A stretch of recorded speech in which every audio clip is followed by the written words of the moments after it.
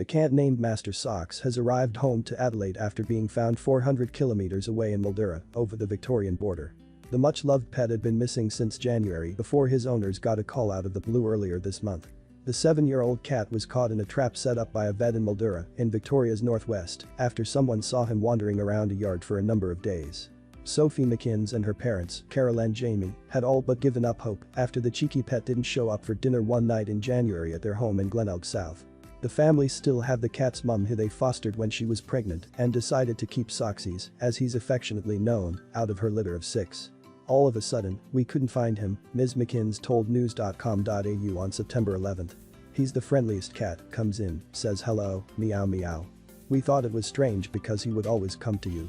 They searched the streets, went door knocking, put up posters and scanned Facebook groups for lost pets, spurred on by one woman who found her pet after it was missing for 4 years.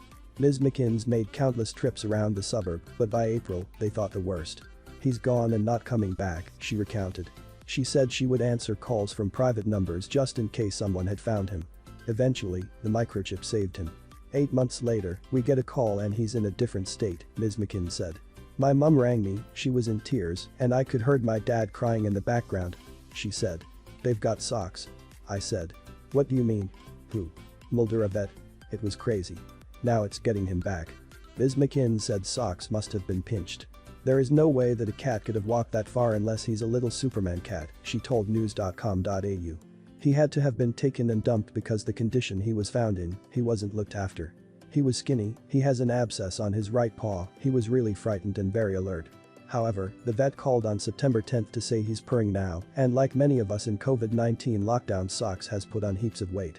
We don't know his story, Ms. McInnes said. I wish he could talk. The find was bittersweet as the family were faced with a waiting game as the border between South Australia and Victoria holds firm. People aren't even able to get to see their dying relatives across the border or go to funerals. How are we supposed to get a little cat back? Ms. McInnes said. She said they had been peppered with suggestions to call police or border control, but they are not saying anything. The vet is trying to see if they are able to drive to the border, and we go down to the border at Renmarker Yamba and we just do a quick swap, but you also have to do so much paperwork, she said. Since August 28, a 40 km travel buffer zone has been in place for cross-border communities in Victoria and South Australia.